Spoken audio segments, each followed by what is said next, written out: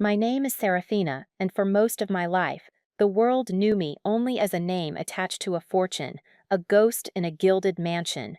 For 25 years, I lived in a cage of silk and security glass, a prisoner of my own father's paranoia. I had everything a person could want, except for the one thing a person truly needs, a key to her own door. People imagined my life was a fairy tale, but they never saw the bars on the windows, polished to a gleam so they looked like simple decoration.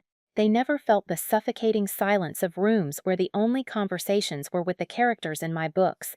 I never thought I would escape. I certainly never imagined my savior would be the man who came to steal the only thing of value I thought I had. He came for the Beaumont star, a diamond as cold and perfect as my father's heart, a stone famous for its flawless, icy fire. But in the end, he stole me instead, and that theft was the greatest act of liberation the world has ever known. It was the beginning of an adventure so profound it redefined the very meaning of freedom, and a love story written in the margins of wanted posters and whispered in the quiet of 100 different safe houses. Before I tell you about the night a shadow slipped through my window and changed everything, forever shattering the pristine glass of my confinement, I'd love to know where you're watching from in the comments below. It means the world to me to see how far this story can reach, and if you've ever felt trapped by circumstance, by family, or by your own fears, and dreamed of a desperate, impossible escape, please hit that like button so I know I'm not alone in that feeling. For all the new faces here, drawn in by the promise of a heist, I hope you'll subscribe, because this is a story about stealing something far more precious than jewels, and it's a journey you won't want to miss. The night began with the familiar hum of the estate's climate control system, a sound so constant it had become the soundtrack to my solitude. From my third-story suite in the west wing of the Beaumont Manor, the world was a painting viewed through armored glass. The sprawling, manicured lawns rolled down to a line of ancient oaks that formed a dark, impenetrable wall against the outside world. Beyond that wall was a life I had only read about, a life of crowded cafes and anonymous walks, of messy, unpredictable, glorious freedom. My father, Alistair Beaumont, believed he was protecting me. After my mother's death in a tragic car accident years ago, an accident he blamed on a momentary lapse in security, his grief had curdled into a suffocating pathological need for control. He saw threats in every shadow, conspiracies in every stranger's glance. And I, his only child, became his most prized possession, an object to be locked away in the most secure vault he could design, my own home. The Beaumont star sat on a velvet bust on my dressing table, its facets catching the soft moonlight and fracturing it into 1,000 tiny rainbows. It was worth more than most countries' gross domestic product, a perfect 50-carat blue diamond. To my father, it was a symbol of his power, of his ability to own and control ultimate beauty. To me, it was just another bar on my cage, a glittering reminder of my own status as a possession. I was sitting in a silk armchair, shrouded in the deep shadows of the room, a heavy book lying open but unread in my lap. I had learned to be quiet, to be still, to observe. My gilded prison had afforded me one luxury, endless time to study. I had devoured books on engineering, architecture, psychology, and security systems. I knew the blueprints of the house better than the men who guarded it. I knew the schedules, the patrol routes, the blind spots. I had been planning an escape for years, a theoretical exercise that had slowly, painstakingly, become a desperate, tangible hope. But I always hit the same wall. I was one person. I couldn't bypass the external patrols and the perimeter sensors alone. I needed a catalyst. I needed a miracle. And then I heard it. A faint click from the balcony door. Not the sound of a guard checking the lock, but the precise, calculated sound of the lock itself being defeated. My heart didn't pound with fear. It thrummed with a terrifying, exhilarating surge of something I hadn't felt in a decade. Possibility. I remained perfectly still, a statue in the darkness, my breathing slow and even. I watched the French door swing inward with a whisper of movement that defied its weight. A figure detached itself from the deeper shadows of the balcony, a man clad in black, moving with a liquid grace that was utterly silent. He was a wraith, a phantom, and he moved with the confidence of someone who belonged in the places he was forbidden to be. I'd read about him, of course, The ghost, a master thief who targeted the obscenely wealthy, a legend in the underworld, never seen, never caught. My father had spent a fortune upgrading our security specifically because of him. The irony was so thick I could have choked on it. He paused just inside the room, his head cocked, listening. He was scanning, I realized, not just with his eyes but with every sense, feeling the vibrations in the air, tasting the stillness. He was a predator in his element. He swept his gaze over the room, his eyes, even in the dim light. I could sense their intensity, passing right over my shadowed corner without registering my presence. I was just another piece of furniture. Years of practice at being invisible were finally paying off. His focus landed on the dressing table, on the impossible blue fire of the Beaumont star. He moved toward it with that same fluid grace, pulling a small, sophisticated-looking kit from a thigh pouch. His fingers worked with a surgeon's precision, disabling the pressure plate beneath the velvet bust, then using a thin, flexible scope to bypass the laser tripwire inside the display case's pedestal. He was brilliant. A true artist. He had bypassed 4 layers of my father's state-of-the-art security without making a single mistake. But he had made one. He had assumed the room was empty. As his gloved fingers were about to close around the diamond, I spoke, my voice calm and low, not much more than a breath, but in the profound silence of the room, it was as loud as a gunshot. "You're very good." The man froze. Every muscle in his body went rigid. In a single, impossibly fast motion, he spun around, dropping into a low crouch, a small, dark object appearing in his hand. It wasn't a weapon, I noted with detached interest, but some kind of high-frequency emitter that would have shattered my eardrums. He was a professional. He didn't kill, he incapacitated. His face was covered by a black balaclava, only his eyes visible. They were sharp, intelligent, and for the first time, utterly shocked. He finally saw me, a woman in a silk dressing gown, sitting calmly in a chair not 20 feet away.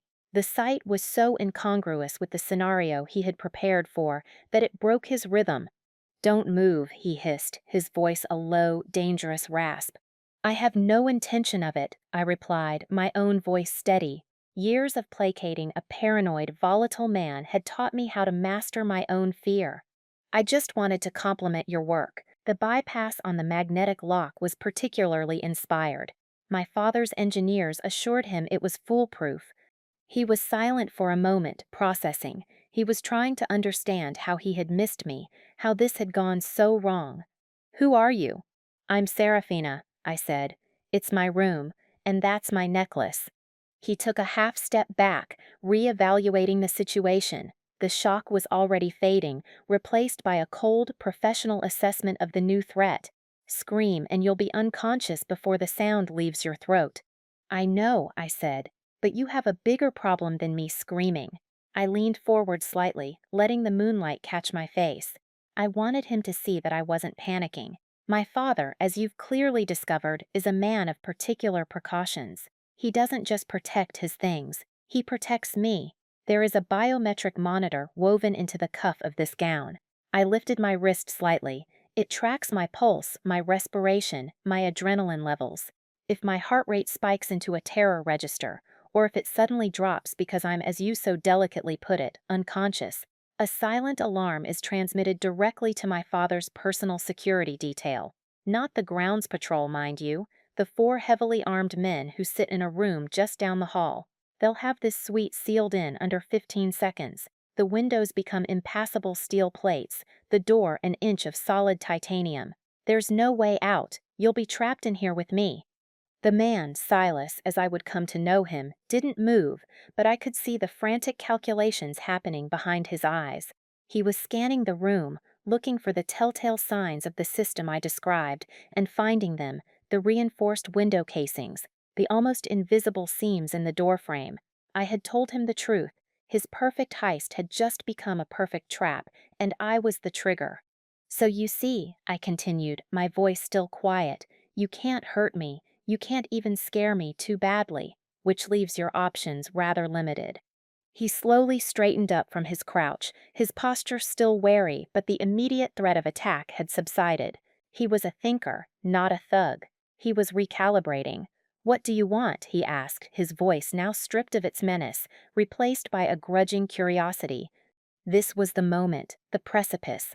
My entire life had been leading to this single, insane gamble. I took a deep breath. "You came here tonight to steal a thing. A very valuable, very famous thing. The Beaumont Star is a legend, but it's just a rock, a piece of compressed carbon. It has no soul, it has no dreams. It cannot feel the sun on its skin or the thrill of running through an open field."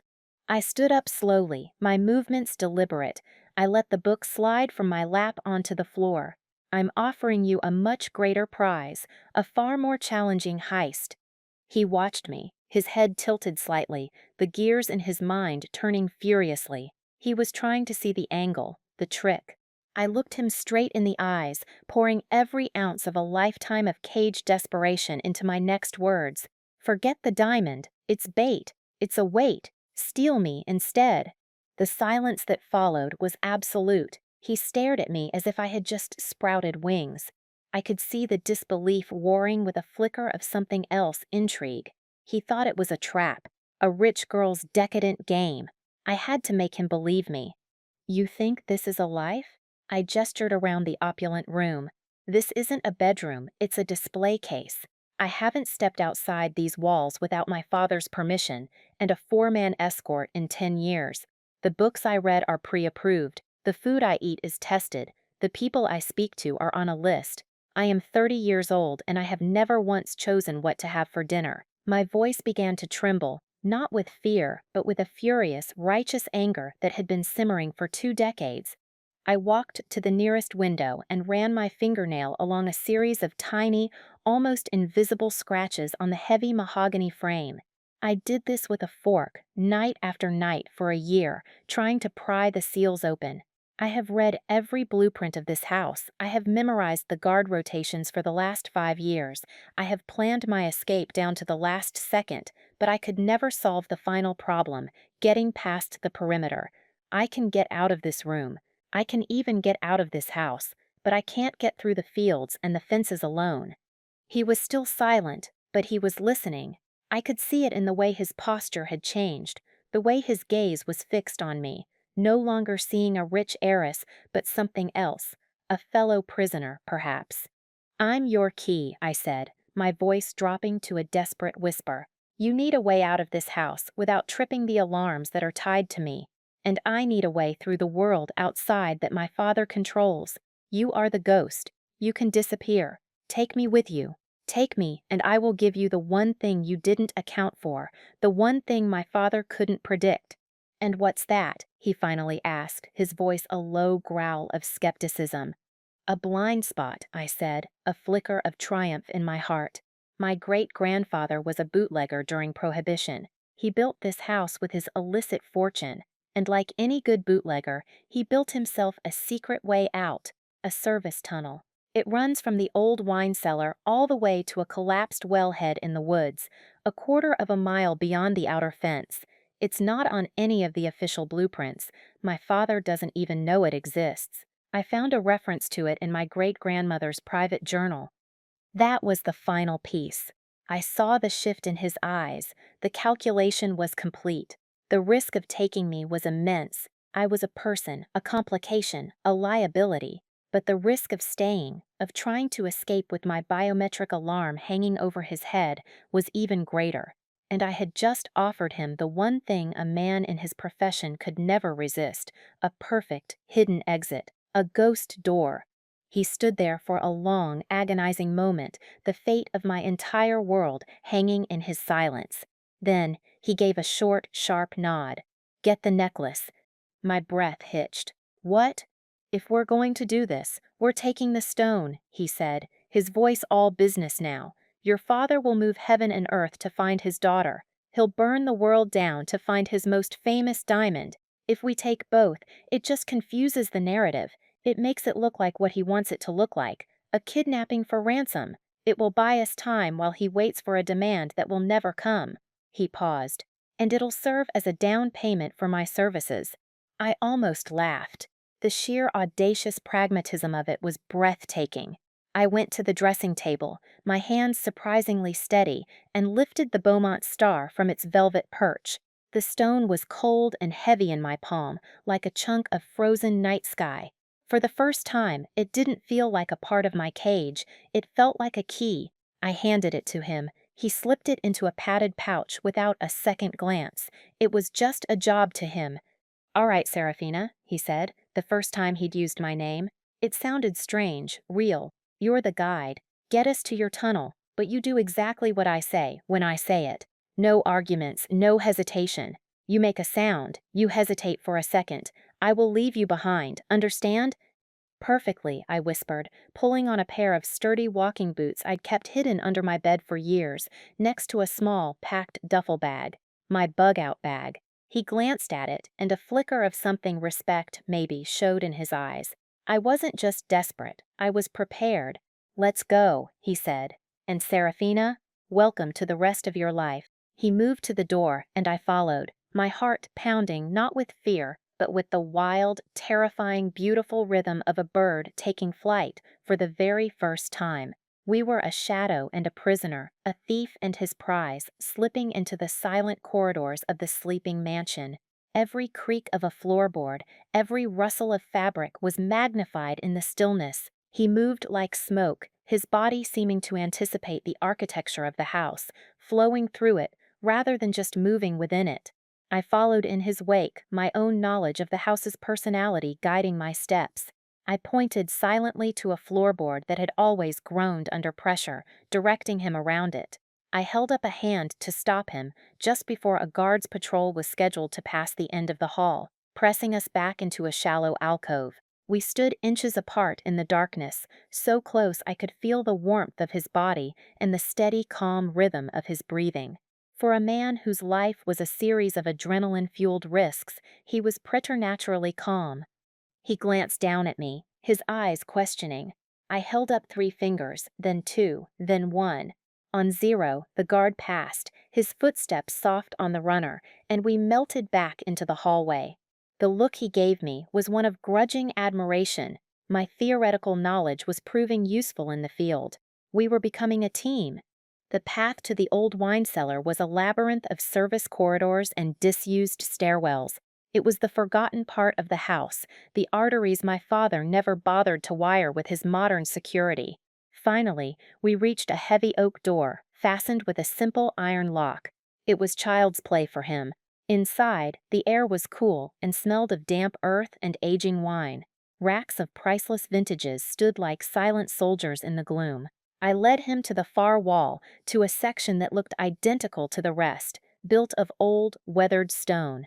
I ran my hands over the surface, feeling for the slight indentation I had only ever read about in the journal. My fingers found it, a small rosette carved into the stone, almost completely worn away by time. "Here," I whispered. The journal said to press the center and turn it counterclockwise. He examined it for a moment, then nodded. He placed his palm on the rosette and applied pressure, turning. For a moment, nothing happened.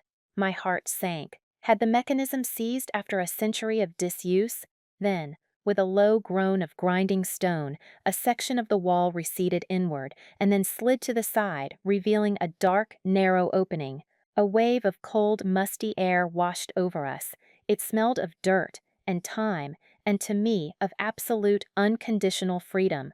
"After you," he murmured, his voice tight with a tension he hadn't shown before. This was unknown territory. His meticulous planning hadn't prepared him for a century-old bootlegger's tunnel.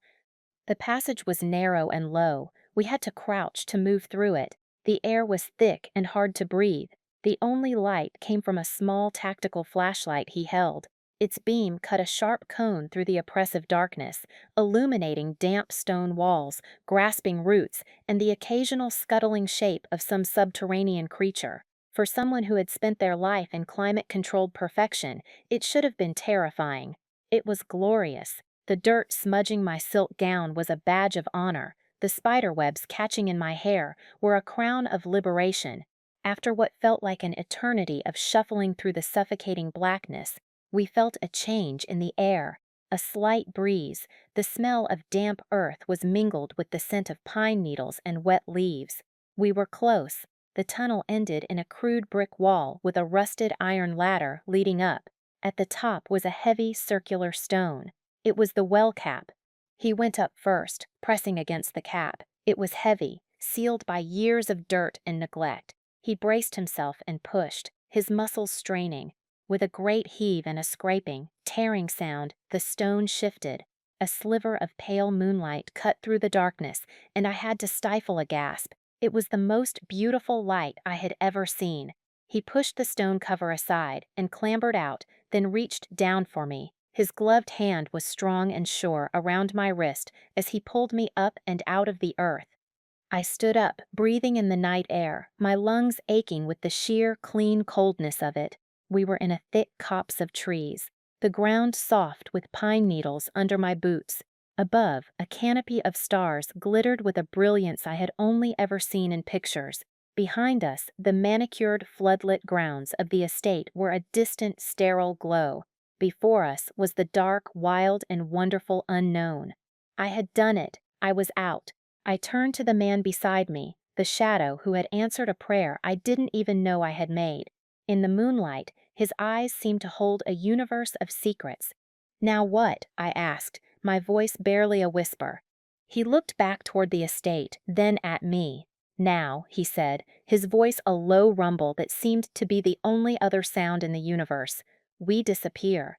The journey away from the manor was a blur of speed and silence. Silas. He had finally told me his name, or at least the one he used, had a vehicle stashed nearby, a thoroughly unremarkable dark gray sedan that blended in perfectly with the night. It was the antithesis of the gleaming limousines that populated my father's garage. It was anonymous. It was free. We drove for hours, sticking to back roads, the car's headlights cutting a lonely path through the darkness of the countryside. I watched the world scroll past my window, a world I had never seen without the filter of armored glass. Dilapidated barns, sleepy town squares with single blinking traffic lights, endless fields stretching out under the moon. It was all new, all intoxicating. We didn't speak much. The adrenaline of the escape was slowly leaching away, leaving behind a strange mix of exhaustion and hyper-awareness. I was acutely conscious of the man beside me. The way his hands rested easily on the steering wheel, the focused intensity in his eyes as he scanned the road in the rearview mirror. He was a creature of the shadows, and I had willingly thrown my life into his hands. I should have been terrified. Instead, I felt a profound sense of calm. For the first time, I wasn't being controlled. I had made a choice, a reckless, insane choice, but it was mine. Our first sanctuary was not a glamorous hideaway. It was a second-floor walk-up apartment in a crumbling brick building in a city whose name I didn't even know. The neighborhood was a cacophony of sounds and smells I'd only read about, the rumble of a passing train, the distant wail of a siren, the smell of fried onions and exhaust fumes. It was aggressively, wonderfully real. The apartment itself was Spartan, a small kitchen, a living area with a worn-out couch and a single armchair, and a tiny bedroom. It was clean, but utterly devoid of personality. A place to exist, not to live. A ghost's house. "The bedroom is yours," Silas said, dropping a set of keys on the small kitchen counter. "The couch pulls out. I'll take it. There's food in the fridge. The bathroom is—" I walked into the bedroom. It contained a simple metal frame bed with a thin mattress and a clean but faded quilt. The window looked out onto a fire escape and the brick wall of the next building. After a lifetime of hand-carved mahogany and Egyptian cotton, it should have felt like a dungeon. It felt like the safest place on earth. I touched the cool glass of the window, a simple pane of glass that I could, if I wanted, open. I could feel the night air on my skin. The thought was so radical, so empowering, that tears pricked my eyes. The next morning, the world exploded. Silas turned on an old television, and my face was on every channel. A younger, softer version of me, from a photo taken years ago, looked out with haunted eyes. The Kinfrines screamed, "Heiress Seraphina Beaumont, kidnapped in daring jewel heist." And there was my father, Alistair Beaumont, standing before a wall of microphones, his face a perfect mask of paternal grief and anguish. He looked haggard, his voice cracking with emotion as he pleaded for my safe return. He announced a $10 million reward for any information leading to my rescue and the capture of the violent monster who had taken me. "He's good," I said, my voice dripping with a bitterness that surprised even me. "He always could command a stage." "He's painting a narrative," Silas said, his eyes narrowed at the screen. "He's not just talking to the public, he's talking to law enforcement. He's framing you as a helpless victim. It means anyone who helps you can be charged with aiding a kidnapper. It isolates you." He looked at me, "And it makes you a $10 million liability to me." The words hung in the air between us. He was right. He had stolen a willing participant, but to the rest of the world, he was a kidnapper, and I was his hostage. I suddenly felt the crushing weight of what I had done, not just to myself, but to him. "I'm sorry," I whispered. He shook his head, his gaze returning to the television where a security expert was analyzing the heist. "Don't be sorry. Be smart. This changes the game. We can't stay here. We can't stay anywhere for long." The days that followed blurred into a strange routine of cautious survival. We moved constantly, from the city apartment to a remote cabin in the mountains, then to a series of faceless motels in forgotten highway towns. We traveled by bus, by train, always using cash, always staying 2 steps ahead of the ever-expanding dragnet my father had thrown across the country. He had hired a private security firm, led by a man named Garrison, a former intelligence operative with a reputation for ruthless efficiency. We'd see his face on the news, a cold, competent man promising my swift rescue. During those long days on the run, the space between Silas and me began to shrink. In the forced intimacy of our fugitive existence, we started to talk. I told him about my gilded cage, about the crushing loneliness, about the father who loved me like a priceless vase he was terrified of breaking. He, in turn, told me about his life. He'd grown up in poverty, watching men like my father build empires on the backs of broken people. He didn't steal for the thrill or the money, though he admitted the money was a useful tool. He stole from those he considered untouchable, the corporate predators who operated above the law. It was his own form of justice, a way of balancing the scales. The ghost wasn't just a thief, he was an idealist, albeit a deeply cynical one. We found an odd couple rhythm. I, with my theoretical knowledge, would analyze maps and timetables, plotting routes that minimized our exposure. He, with his practical street smarts, would handle the logistics of our existence, acquiring food, shelter, and transportation without leaving a digital footprint. I learned to appreciate the simple miracle of a hot cup of coffee from a gas station. He learned that I knew more about structural engineering than most contractors. One afternoon, in a dusty library in a small town in Idaho, we had our first close call.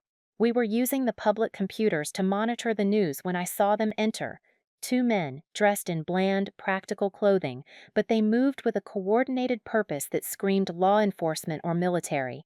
They didn't look at anyone, but their eyes swept the room, cataloging every person. They fit the profile of Garrison's operatives. My blood ran cold. Silas saw the panic in my eyes, and his gaze followed mine. He saw them too. His hand subtly moved to the small of his back. There was no escape. The library had only one public entrance, and they were standing right in front of it. "Think, Serafina, think." My father's lessons, the endless hours of tutoring and strategy and game theory, flooded my mind. When a direct path is blocked, create a new one, control the environment. I stood up, took a deep breath, and walked calmly toward the main circulation desk, positioning myself so a large bookshelf stood between me and the 2 men. I gave the librarian a wide, slightly frantic smile. "Excuse me," I said, my voice pitched to Carrie. "I think I smell smoke. Do you smell smoke? I'm terribly sensitive to it." The librarian, a kindly-looking woman with gray hair, sniffed the air. "I don't smell anything, dear." "Oh, I'm sure of it," I insisted, my voice rising in manufactured panic. "It smells like electrical wiring. My father's factory nearly burned down because of faulty wiring." My raised voice had the desired effect. People started looking up from their books. The 2 operatives turned their attention toward me. I saw Silas, from the corner of my eye, begin to move slowly, almost casually, toward a side door marked staff only. The librarian was now looking concerned. The power of suggestion was working. Other people began sniffing the air nervously. A man in the corner coughed. Someone else muttered about fire hazards. The two men were now focused entirely on the potential commotion I was creating, frowning at the disruption. "I think we should all evacuate," I declared loudly, "just to be safe." That was the spark. A small wave of panic rippled through the library patrons. People began to stand up, grabbing their belongings. The librarian, flustered, was trying to calm everyone down. In the midst of the manufactured chaos, I saw Silas slip through the staff door. I knew he'd circle around to the back of the building. With all eyes on me, I backed away from the desk, melting into the small, exiting crowd. I kept my head down, letting the river of nervous people carry me out the front doors, right past Garrison's men, who were too busy trying to assess the situation to pay attention to one more panicked civilian. I met Silas behind the building, by a dumpster. My heart was hammering against my ribs. He looked at me, a slow, incredulous smile spreading across his face. It was the first time I'd seen him truly smile. It transformed his entire demeanor, softening the hard lines of his cynical worldview. "Electrical fire," he said, shaking his head in disbelief. "That was inspired." "My father always said the best way to control a situation is to create a more compelling crisis," I replied, a shaky laugh escaping my lips. That night, in a cheap motel room that smelled of disinfectant and despair, the adrenaline finally wore off and the reality of our life crashed down on me. I was a fugitive. I had no home, no name, no future. I had traded a golden cage for a cage on wheels. I sat on the edge of the lumpy bed and began to cry, silent, racking sobs that shook my entire body. Silas, who had been cleaning a small assortment of tools on the rickety table, stopped. He watched me for a moment, his expression unreadable. I expected him to be annoyed, to see my tears as a weakness, a liability. Instead, he walked over and sat on the other end of the bed, not touching me, but just being there. "It's okay to be scared," he said quietly. "I'm not just scared," I choked out between sobs. I don't know who I am anymore. Everything I was is gone. I'm just nothing." "No, you're not," he said, his voice surprisingly gentle. "You're the woman who memorized the blueprints of a fortress. You're the woman who bluffed a master thief into becoming her getaway driver. You're the woman who started a panic in a library with a lie about an electrical fire. You're not nothing, Serafina. You're just new." He then told me about his first solo job, a simple burglary that had gone spectacularly wrong, ending with him trapped in a pantry for 8 hours, forced to survive on nothing but a jar of cocktail onions. It was a ridiculous, self-deprecating story, and it was a gift. He was making himself vulnerable to make me feel less alone. As my sobs subsided, a fragile, tentative connection formed between us in the silence of that dingy room. It wasn't just about survival anymore. We had seen each other at our most desperate and our most clever. We were allies, we were partners, and somewhere in the shared danger and forced proximity, something else was beginning to grow, something that felt terrifying and hopeful in equal measure. We were two lonely people who had found each other in the chaos, a ghost and a runaway, building a fragile existence in the margins of the world. Our luck ran out in a small, picturesque fishing town on the Oregon coast. We had made our way west, thinking we could lose ourselves in the transient populations of the coastal communities. The town was hosting its annual maritime festival, and the streets were thronged with tourists and locals. The air was festive, filled with the sounds of sea shanties, the smell of fried fish and salt water. It felt like another world, a world where people had normal lives, where they weren't constantly looking over their shoulders. For a few hours, we let ourselves relax. We walked along the pier, browsed the craft stalls, and even shared a bag of warm donuts, a simple act of normalcy that felt like a profound luxury. It was Serafina who spotted them first. Her senses, honed by years of observation within her prison, had become preternaturally sharp. I was watching a group of fishermen mending their nets, momentarily lost in the simple, repetitive motion of their work, when her hand gripped my arm. It wasn't a panicked grab, it was a firm, urgent pressure. "Silas," she whispered, her voice tight. 9 o'clock, the hat stall, and another one at 3 o'clock by the ice cream vendor. I didn't turn my head. My eyes shifted, scanning my periphery. She was right. Two men. They had the same bland, forgettable look as the ones in the library, but there was an unmistakable air of purpose about them. They weren't looking at the sights, they were scanning the crowd, their movements patient and predatory. Garrison's hunters, and they weren't alone. As my eyes swept the rest of the pier, I spotted two more, methodically closing off the exits. They had us. They had boxed us in. Garrison hadn't just followed us, he had anticipated us.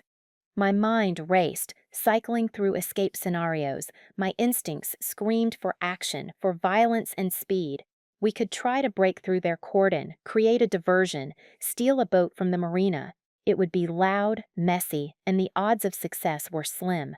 We were cornered. "They've blocked the way back to the town," I said, my voice low. "The only way out is the water." "No," Serafina said, her voice surprisingly calm, her eyes gleaming with a strange, fierce light. "They're expecting that. They're expecting us to run. We're not going to run. We're going to hide in plain sight."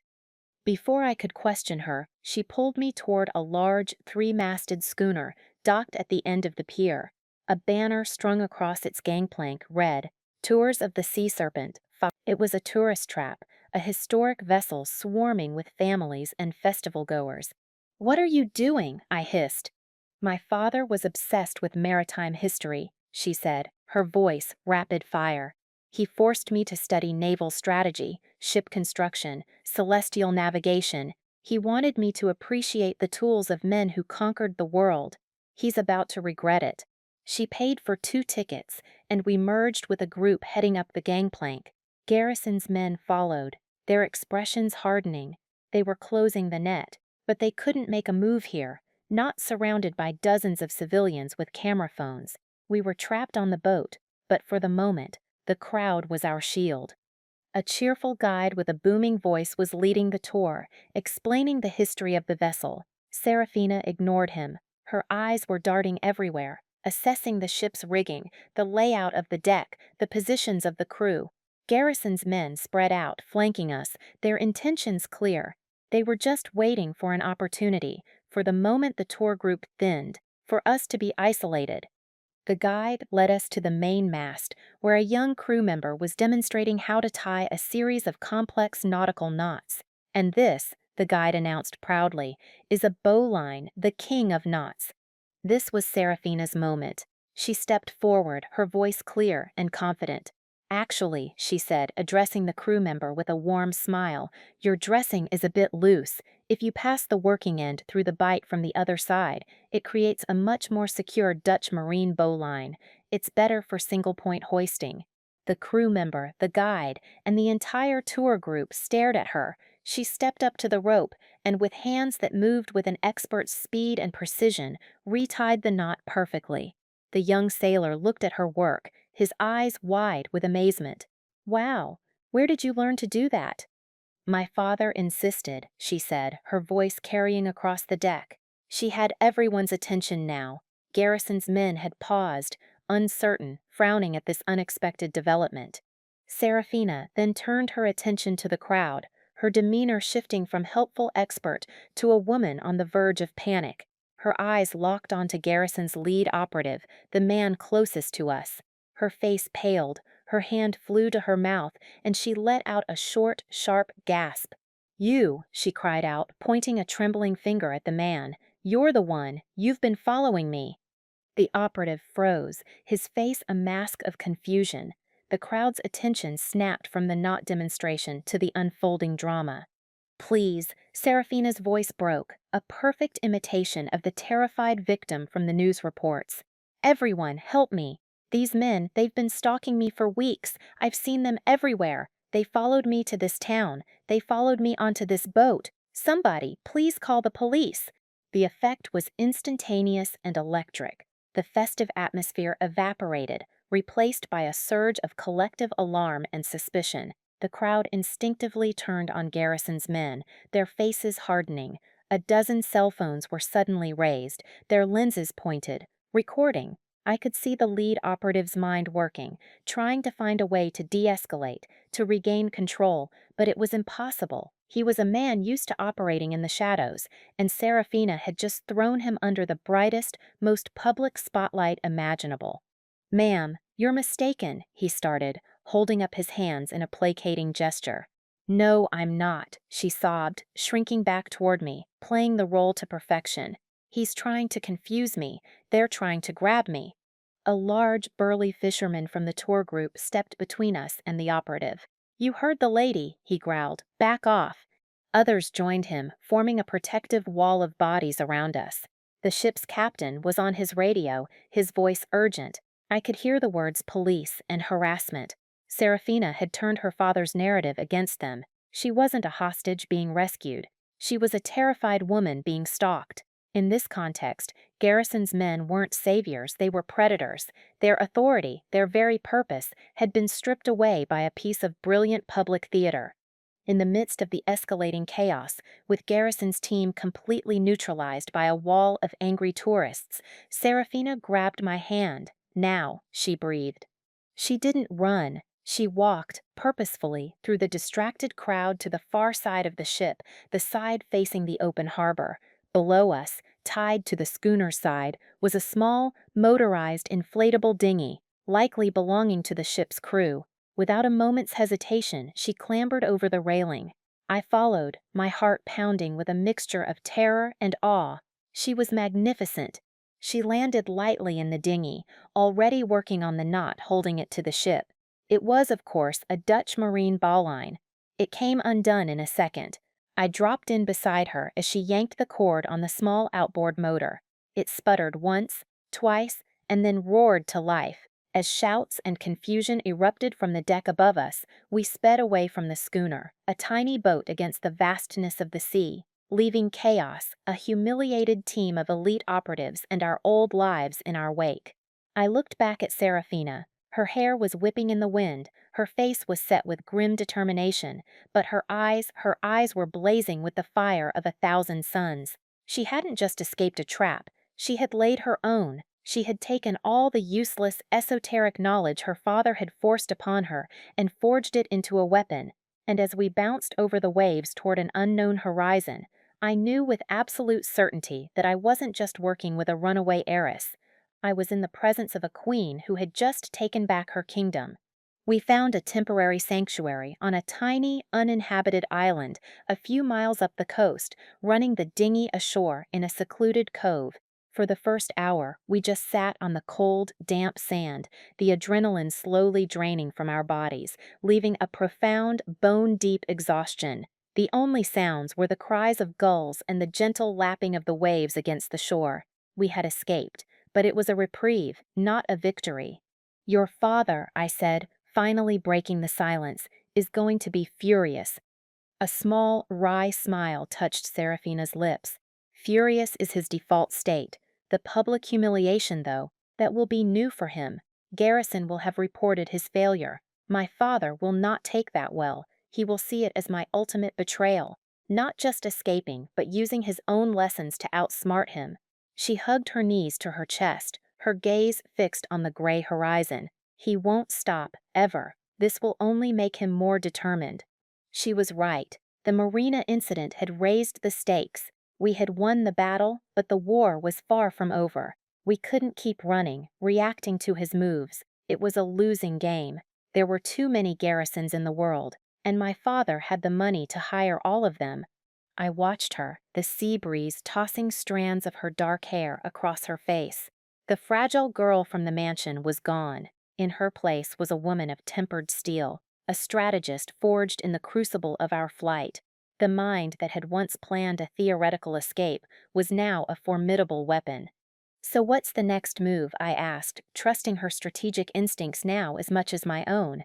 "We stop running," she said, her voice quiet but firm, resonating with a newfound certainty. "We stop playing his game. We start our own." She turned to look at me, her eyes clear and intense. "We have to go on the offensive. We have to take something from him that he values more than me, more than the Beaumont star, something that will force him to the negotiating table."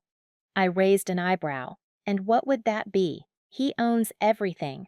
"Not everything," she said. "He has a vulnerability. Every man like him does. A secret he protects above all else. My father is a brilliant businessman, but he's not a clean one. He has partners, rivals, political connections. He maintains his power through a complex web of favors, threats, and information, and he keeps a record of all of it." She began to draw in the sand with her finger, sketching out a diagram. "He calls it his black ledger. It's not a physical book, of course. It's a collection of encrypted data stored on a network of servers. It's his insurance policy. It contains every shady deal, every offshore account, every piece of blackmail he has on his most powerful associates. It's the source code of his empire. If it were ever released, it wouldn't just ruin him, it would topple dozens of other powerful people with him. He protects it more carefully than he ever protected me." A slow, audacious plan began to form in my mind, mirroring the one I saw dawning in her eyes. "You want to steal his secrets?" "I want to borrow them," she corrected. "We get that data, we get leverage, we trade his empire's survival for my freedom. Checkmate." The idea was insane. It was monumentally dangerous. His personal data center would be a digital fortress, likely housed in a physical one of equal impenetrability. It was a far cry from snatching a necklace from a bedroom. But it was also brilliant. It was the only move on the board that could lead to a definitive win. "Where is it?" I asked. "There's an unmarked building in a corporate park in Denver. Beaumont Data Storage. It's bland, anonymous, and one of the most secure private facilities in the country," she explained. "I know because I saw the blueprints. My father was so proud of its design, he showed it to me as an example of perfect, elegant security." She looked up from her sandy diagram. "He taught me how to read his mind, Silas. His obsessions, his fears, his patterns. I know how he thinks. I know the kind of systems he trusts. That's my part of the plan. Your part is getting us through the door." And so began the next phase of our lives.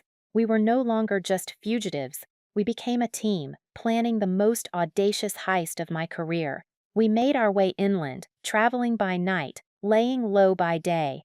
We found a small, isolated rental house in rural Utah, a place where no one would ask any questions. It became our headquarters. Our days were filled with intense work. Serafina, using cheap, untraceable laptops and stolen Wi-Fi, began to build a digital picture of the Denver facility. She pulled up public records, satellite imagery, and architectural databases. Her photographic memory for the blueprints her father had shown her was our greatest asset. She recreated the layout of the building from memory, drawing it out on huge sheets of paper spread across the floor of our small living room. I, in turn, began procuring the necessary equipment. It was a slow, painstaking process that required calling in old favors and navigating the clandestine networks I had spent a lifetime cultivating. We needed climbing gear, sophisticated electronics, custom-made bypass tools. Every acquisition was a risk, a potential loose thread that could unravel our entire plan. The nights were different. The intense focus of the day would recede, and in the quiet darkness of the high desert, we would talk. We would sit on the porch of our little house, staring up at a sky overflowing with stars, and the walls between us would crumble. We shared stories of our pasts, not as confessions, but as explanations of who we had become. She spoke of the suffocating silence of her childhood, and I spoke of the noisy desperation of mine. We were from two different worlds, two opposite ends of the social spectrum, yet we found a common language in our shared sense of being outsiders. One evening, as we were poring over a schematic of the data center's ventilation system, her head close to mine, I found myself distracted by the scent of her hair, by the soft curve of her neck. I realized, with a jolt that had nothing to do with the high-stakes planning, that my feelings for her had deepened into something far more complex than partnership or camaraderie. I respected her mind, I admired her courage, and I was falling completely and irrevocably in love with her. I think she felt it too. There was a new awareness in the way we moved around each other, a charge in the air when our hands brushed. We were two people who had never truly allowed anyone else in, finding a home in each other's guarded hearts. The plan came together piece by piece, a puzzle of immense complexity. Serafina identified the server room's location and its defenses: thermal sensors, vibration detectors, a Halon fire suppression system that would be lethal. I figured out how to beat them. I would have to go in through the roof, rappelling down the main ventilation shaft, a space barely wide enough for a man's shoulders. The timing would have to be perfect, synchronized to the second with Serafina, who would be remotely disabling security sensors in sequence from a van parked a block away. It was a dance of immense precision and trust. One wrong move, one mistimed command, and we would both be caught. The day before we were set to leave for Denver, as we did one final review, Serafina looked up from the blueprints, her expression serious. "Silas," she said, "if something goes wrong, if they catch you, you leave me, you get away, you disappear. Don't let them take you because of me." I stopped what I was doing and looked at her. "That's not going to happen," I said. "Promise me," she insisted, her eyes pleading. I reached across the table and took her hand. Her skin was cool, her fingers trembling slightly. "No," I said softly, "I'm not going to promise you that. We started this together. We're going to finish it together, whatever happens." A tear traced a path down her cheek. She didn't say anything, just squeezed my hand. In that moment, we both knew this was about more than her freedom. It was about our future. We were no longer just a thief and an heiress. We were a unit, and we were about to risk everything we had for the chance at a life that was truly our own. The Beaumont Data Storage Facility was a monument to corporate anonymity, a gray, windowless block of concrete and steel set in a soulless suburban office park. It was designed to be overlooked, to be utterly forgettable, and that was precisely what made it so imposing. It projected an aura of quiet, unbreachable security. Our assault began at 2 a.m., under the cloak of a moonless, overcast sky. Serafina was in a nondescript panel van parked 3 blocks away, surrounded by a nest of monitors and keyboards, her face illuminated by their pale green glow. She was our eye in the sky, our digital ghost in the machine. I was on the roof, a dark shape against the even darker sky, the cold Denver wind whipping at my black gear. "I'm in position," I whispered into the tiny microphone strapped to my throat. "Status?" "I have control of the external cameras," her voice came back through my earpiece, calm and steady despite the impossible tension. "Perimeter sensors are on a loop. The roof is clear. You have a 12-minute window before the system does a hard reset. Go." The 12 minutes began. I moved to the main ventilation housing, my tools working with silent efficiency to remove the access panel. Below me was a sheer, dark drop, a vertical tunnel of polished steel. This was the point of no return.